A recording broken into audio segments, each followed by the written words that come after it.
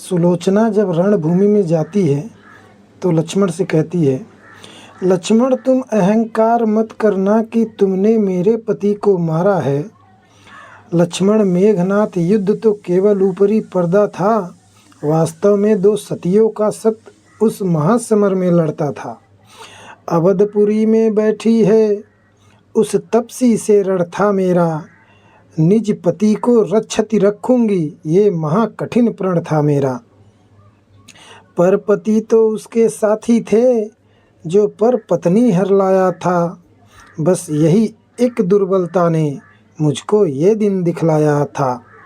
मैं तो इस ओर अकेली थी, उस ओर साथ में सीता थी।